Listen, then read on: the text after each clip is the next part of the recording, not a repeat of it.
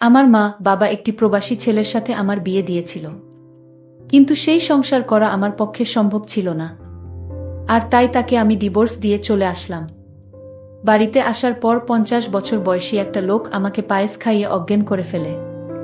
অজ্ঞান অবস্থায় লোকটি আমার সাথে যা করেছিল তা শুনলে তোমাদের মাথা ঘুরে যাবে। তাহলে মূল ঘটনাটি বলি। 35 বছর বয়সী প্রবাসী ছেলের সাথে যখন আমার বিয়ে হয় তখন আমার বয়স তার অর্ধেক। খুব বিপদে পড়ে বিয়েটা করেছিলাম, কিন্তু আমার সাথে এমনটা ঘটবে কে জানে। মনে করেছিলাম বিয়ে করলে হয়তো ভালো একটা পরিবেশ পাব, যেখানে আমি সুখে থাকতে পারবো। কিন্তু যেটা ভেবেছিলাম সেটা ভুল ছিল। এক নরক থেকে মুক্তি পেয়ে আমি যে আরেক নরকে গিয়ে পড়েছিলাম এটা বুঝতে আমার 2 দিন সময় ও দরকার পড়েনি। স্বামী নামের একটা কীটের হাতে এসে পড়েছিলাম আমি। জানি না কোনো স্বামী তার সদ্য বিয়ে করা বুকে সবসময় গালিগালাজ করে, কিন্তু সেদিন কোনো অপরাধ না করেও আমাকে প্রচুর বকা শুনতে হয়েছিল। 20 দিনের ভয়াবহ দিন কাটানোর পর আমার স্বামী যখন বিদেশ চলে গেল তখন একটা দীর্ঘ স্বস্তির নিঃশ্বাস ফেলেছিলাম, এই ভেবে যে অন্তত কারো বকা আর মায়ের খাওয়া লাগবে না। কিন্তু আমার ভাগ্য যে আমার জন্মের পর থেকেই আমার বিপক্ষে সেটা আমার মনে ছিল না। উনি যাওয়ার পর থেকেই আমার দেবর আর আমার নন্দের বড় ছেলে আমাকে খারাপ নজরে দেখতা। আমি বুঝতে পারছিলাম নন্দের ছেলে আমার সাথে কি করতে চায়। আমাকে প্রতিদিন বিভিন্ন বাজে কথা বলতো। আমার শাশুড়িকে জানালাম বিষয়টা, কিন্তু ওই যে রসুনের প্রত্যেকটার মুখ এক জায়গাতে থাকে, এরাও ঠিক তেমন। আমি অভিযোগ করার পর থেকে আমার উপর অসম্মানের মাত্রা বেড়ে গেল। সবচেয়ে বেশি আশ্চর্য হতাম যখন আমার নন্দের ছেলে আমার সাথে বাজে বকত। শাশুড়িকে জানানোর পর যখন কোনো কাজ হলো না, সিদ্ধান্ত নিলাম আমার স্বামীকে বিষয়টা জানাবো। কিন্তু সেটাও হলো না। আমার ফোন কেড়ে নেওয়া হলো। আমাকে হুমকি দেয়া হলো, যদি তার ছেলের কানে কিছু যায় আমার খবর খারাপ হবে। মুখ বুজে সহ্য করা ছাড়া আমার কোনো উপায় ছিল না। আমার জায়ের সাহায্য নিয়ে আমার স্বামীকে আমি সব জানালাম, কিন্তু তাতেও কোনো লাভ হলো না। উল্টো আমার স্বামী সুমন আমাকে দুশ্চরিত্রা বানালো, আর যত রকমের বাজে কথা আছে সব শুনিয়ে দিল আমাকে। সেদিন সারাদিন রাত আমি কান্না করেছিলাম। যে সংসারে স্বামীর কাছে বউয়ের কোনো মূল্য থাকে না সেই সংসারে থাকা আর না থাকা সমান। তবুও মুখে কুলুপ এঁটে অত্যাচার সহ্য করে যাচ্ছিলাম। এর মাঝে আমি আমার বাবার বাড়ির বেড়াতে যেতে চাইলে আমার শাশুড়ি আমাকে বলল, তুমি যদি এই বাড়ি থেকে এক পা কোথাও যাও তাহলে আমার ছেলেকে ডিভোর্স দিয়ে যেতে হবে। আমার পায়ের তলা থেকে মাটি সরে গিয়েছিল আমার শাশুড়ির কথা শুনে। বাপের বাড়ি যাওয়ার সাথে যে ডিভোর্সের সম্পর্ক আছে সেটা আমি প্রথম ওই বাড়ি থেকেই দেখেছিলাম। এভাবে 6 মাস কেটে যায়। এর মাঝে আমার বাবা, বড়ভাই বা সৎ মা কেউ আমাকে একটাবারের জন্যও দেখতে যায়নি। আমার স্বামী মালয়েশিয়া থেকে বাড়িতে আসার সাথে সাথে আমাকে ডিভোর্স দিতে নিয়ে যাওয়া হয়। উনি আমার একটা কথাও শোনেনি। ওর মায়ের কথা শুনেই আমাকে ডিভোর্স দিতে নিয়ে যায়। আমার স্বাক্ষর হবার পর আমাকে বলে, এবার কোথায় যাবি যা। আমার মোবাইল, কিছু টাকা, গহনাসহ যাবতীয় কিছু রেখে দেয় ওরা। শুধু স্যান্ডেল পায়ে সেদিন ওই বাড়িকে পর করে চলে এসেছিলাম। আর বারবার আল্লাহর কাছে বলেছিলাম, আল্লাহ আর কোনো মেয়ের সাথে যেন এমনটা না হয়। বিয়ের সময় ভেবেছিলাম কষ্ট হয়তোবা বিদায় করে দিয়ে বাপের বাড়ি থেকে চলে গেলাম, কিন্তু অভাগীর দিকে কষ্ট বারবার ফিরে তাকায়, তার পিছু ছাড়তে চায় না। তা না হলে কি আর আরো বেশি কষ্ট নিয়ে আবার বাবার বাড়ি ফেরত আসি। বাড়িতে ঢুকে যার সাথেই দেখা হয় সেই আমাকে অচেনা লোক মনে করে এড়িয়ে চলতে শুরু করে। একমাত্র আমার চাচি আমাকে জড়িয়ে ধরে কান্না করে আর আমাকে মেন্টালি সাপোর্ট করে। কিন্তু যাদের সাপোর্ট দরকার তারা যদি না করে তাহলে কি আর কষ্ট কমে? আমার ভাবির কাছে গেলাম, সে আমাকে বলল ভাইয়ের কাছে গিয়ে ক্ষমা চাইতে। মনে অনেক সাহস সঞ্চয় করে বড় ভাইয়ের কাছে একটু ছায়া খোঁজার আশায় গেলাম, কিন্তু সেই ভাই আমাকে সেই দিন মারছিল আর গালি দিচ্ছিল। ভাবি গর্ভবতী ছিল, আমাকে ঠেকাতে গিয়ে সেও ভাইয়ের হাতে মার খেয়েছিল। ভাই শুধু বলতেছিল সব দোষ নাকি আমার, কিন্তু কেউ একটাবার বুঝতে চায় নাই যে আমার সংসার ভাঙাতে আমার কোনো দোষ নাই।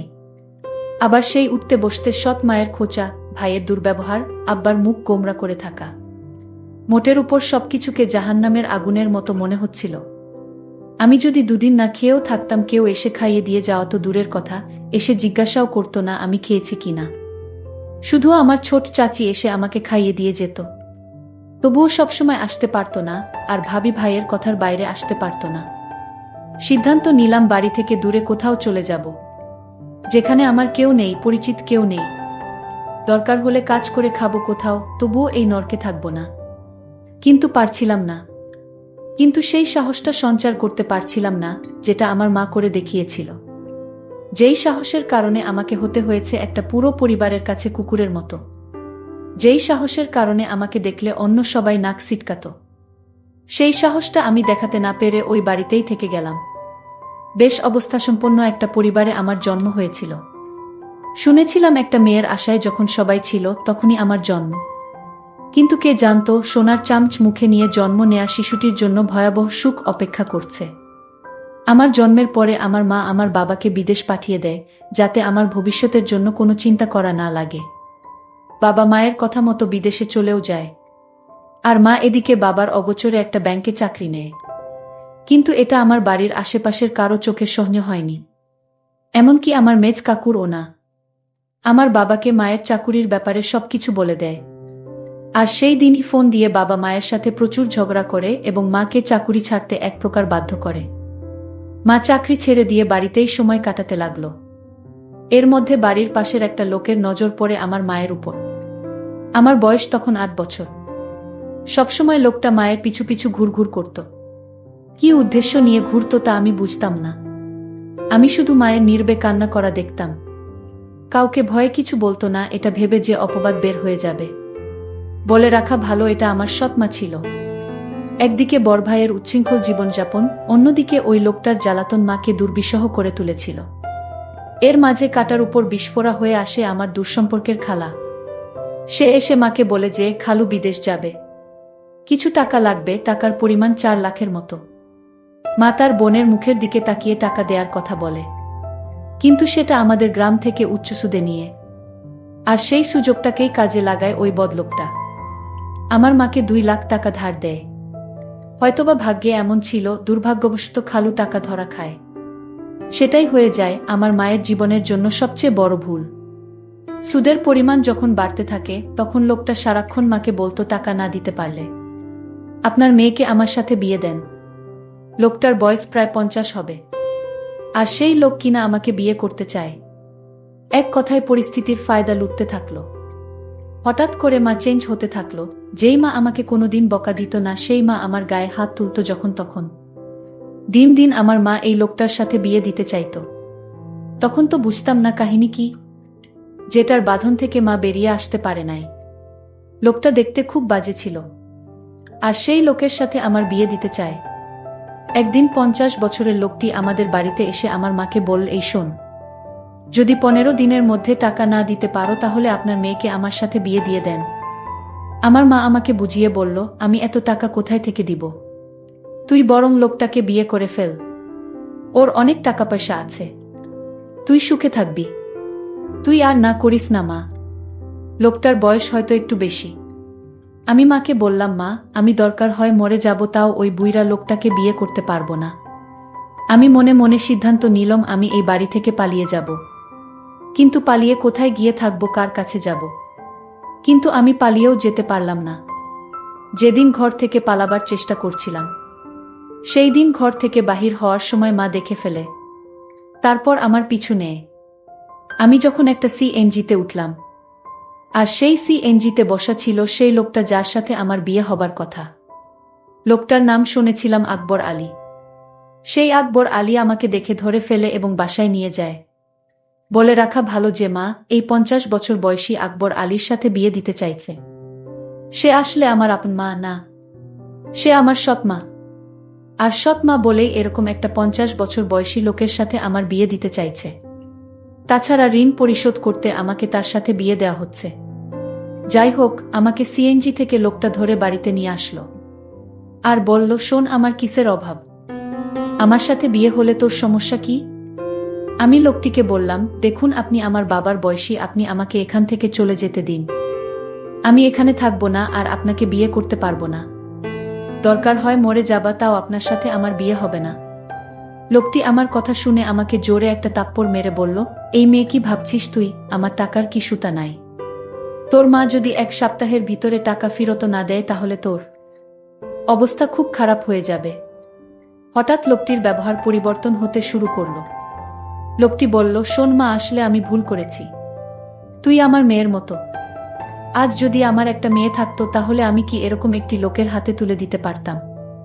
লোকটির পরিবর্তন দেখে আমার মনের ভিতর সন্দেহর সৃষ্টি হলো। লোকটি হঠাৎ এরকম পরিবর্তন হলো কেন? এই বিষয়টা নিয়ে আমি অনেক চিন্তিত হলাম। লোকটি আমার জন্য নিজ হাতে রান্না করে আমার জন্য খাবার নিয়ে এলো। আমি বললাম, আমি খাবো না। আমাকে এখান থেকে যেতে দিন। আমি এখানে থাকতে চাই না। এখানে আমার দম বন্ধ হয়ে আসছে। আকবর আলী তখন আমায় বলল, ঠিক আছে, তুই যেখানে যেতে চাস সেইখানেই তোকে যেতে দিব, কিন্তু আজ রাতটা আমার বাসায় থেকে যা। আমি কথা দিচ্ছি কাল সকালে আমি তোকে আর আটকাবো না, আমি তোকে বিদায় দিয়ে দিব। তুই যেখানে যেতে চাস সেইখানেই যাবি। আমার মনের ভিতর আরো সন্দেহর সৃষ্টি হলো, আজ রাত থাকার কথা বলছে কেন? কি হয় জানি না। আকবর আলীর বাড়িতে কেউ নাই। আকবর আলীর বউ মারা গেছে। তার একটা ছেলে সন্তান আছে। সে বিদেশে থাকে। আকবর আলী নিজে রান্না করে, মাঝে মাঝে বোয়া এসে রান্না করে দিয়ে যায়। আকবর আলী আমাকে বলল, মা, আজ আমি তোর জন্য নিজের হাতে পায়েস রান্না করেছি। একবার খাইলে বারবার খাইতে মন চাইবে। আকবর আলীর কথা শুনে আমি কিছুটা অবাক হলাম। যেই লোকটা সুদ খায়, আর সেই লোকটা আমাকে এভাবে নিজ হাতে রান্না করে খাওয়ানোর পিছনে অবশ্যই কোনো কারণ আছে। আকবর আলী আমার জন্য পায়েস নিয়ে এসেছে আর বলছে, নে মা, খেয়ে চুপচাপ ঘুমিয়ে পড়। আর যদি তুই পায়েসটা না খাস তাহলে আমার ভীষণ কষ্ট হবে। খেয়ে নে মা, আমি কথা দিলাম কাল তুই যেখানে যেতে চাইবি ঠিক সেইখানে আমি তোকে দিয়ে আসব। তাও তুই খেয়ে নে। আকবর আলী আমায় এমনভাবে বলছিল, আমি না খেয়ে পারলাম না। আমি আকবর আলীর নিজ হাতে তৈরি করা পায়েসটুকু খেয়ে নিলাম।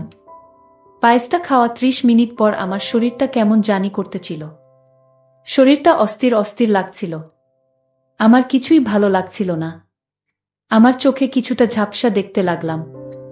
আমার মাথাটা জিমজিম করে ঘুরাচ্ছেছ।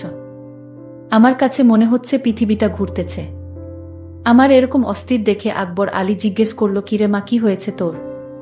যেই লোকটা 2 দিন আগে আমাকে তার ঘরের বউ হিসেবে দেখতে চায়, আর সেই আকবর আলী আমাকে নিজের মেয়ে বানিয়ে ফেল, এটা আমার কাছে কেমন জানি অদ্ভুত ব্যাপার মনে হলো। যাই হোক, পায়েস খাওয়ার পর থেকে আমার মাথাটা কেমন জানি ঘুরাচ্ছে, প্রচুর ঘুম পাচ্ছিল। আমি হঠাৎ বিছানায় শুয়ে পড়লাম। আমি ঘুমিয়ে পড়লাম। এরপর আমার সাথে যা ঘটেছিল তা শুনলে তোমাদের হুঁশ থাকবে না। আমি যেন অজ্ঞান অবস্থায় ঘুমিয়ে পড়লাম। আমার কোন হুঁশ ছিল না। তারপর আকবর আলী আস্তে করে আমার রুমে আসলো আর আমার বিছানায় বসল। আকবর আলী এক অদ্ভুত আচরণ করল ঘুমের ঘরে। আমি স্বপ্নে দেখতে লাগলাম আকবর আলী আমার কাছে আসছে। আর আকবর আলীর হাতে বিশাল বড় একটা হাতুড়ি দিয়ে আমাকে মারতে আসলো। আর এই স্বপ্ন দেখে আমি বিছানা থেকে লাফ দিয়ে উঠে পড়লাম। উঠে দেখি রুমে কেউ নাই, তবে আমাকে কেমন জানি এলোমেলো লাগছে। মনে হচ্ছে আমার ঘরে কেউ আসছিল। আমি বিছানায় একটা ঘড়ি দেখতে পেলাম। আর সেই ঘড়িটি আকবর আলীর হাতে ছিল। আমি ভালো করে লক্ষ্য করলাম এটা আকবর আলীর হাতে ছিল। কিন্তু দরজা তো ভিতর থেকে লক করা, তাহলে আমার রুমে কেউ ছিল না।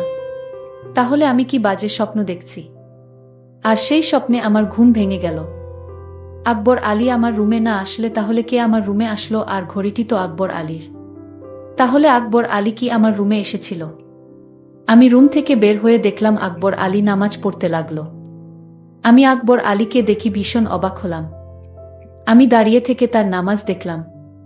নামাজ শেষে হলে আমি তার কাছে গেলাম এবং বললাম, দেখুন, আজ রাতে আমার রুমে কে আসছিল আমি বুঝতে পারছি না। তারপর আকবর আলী বলল, আরে বোকা মেয়ে, তোমার রুমে আবার কে আসবে? তুমি হয়তো দুঃস্বপ্ন দেখছো। তাহলে আমার বিছানায় আপনার ঘড়ি কি করে এলো? কই, ঘড়ি তো আমার হাতে, তাহলে এটা কার ঘড়ি? ও বুঝেছি মা, আমার ছেলে 2টা একরকম ঘড়ি নিয়ে আসছিল বিদেশ থেকে। আর তুমি যে রুমে থেকেছো সেই রুমে আমার ছেলে থাকতো, সে হয়তো ভুল করে ঘড়িটা ফেলে রেখে চলে গেল। আচ্ছা মা, আমি তোমার জন্য একজন পাত্র ঠিক করেছি। আমি তোমাকে তার সাথে তোমাকে বিয়ে দিব। তোমার মায়ের সাথেও আমার কথা হয়েছে। আমার তো কোনো মেয়ে নেই, আর আমি তোমাকে আমার মেয়ে করে নিলাম। আর তুমি গতকাল রাতে যা দেখছো সবই দুঃস্বপ্ন মা। তারপর আকবর আলী আর আমার মা আমার জন্য সেই সুমন ছেলেটিকে নির্ধারণ করল। আমি আকবর আলীকে বাবা বলে ডাকলাম। বাবা, আসলে আমি তোমাকে ভুল বুঝেছিলাম। তোমার মতো এমন মানুষ এ যুগে পাওয়া বড়ই কঠিন। তারপর আকবর আলী বাবা আমার বিয়ের সমস্ত খরচ বহন করে আমাকে সুমনের সঙ্গে বিয়ে দিয়ে দিল। কিন্তু কথায় আছে না, অভাগীর কপালে কি আর সুখ সয়। আমি তাকেও ডিভোর্স দিয়ে চলে আসলাম, কারণ এই পরিবারটি ভালো ছিল না। তাই বাড়িতে আসার পর কেউ আমাকে আশ্রয় দেয়নি।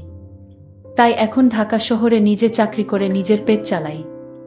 জানি না তারপর আমার কপালে কি হয়। আজকের গল্পটি এখানেই শেষ করলাম। যদি গল্পটি ভালো লাগে তাহলে চ্যানেলটি সাবস্ক্রাইব করে পাশে থাকবেন। ধন্যবাদ।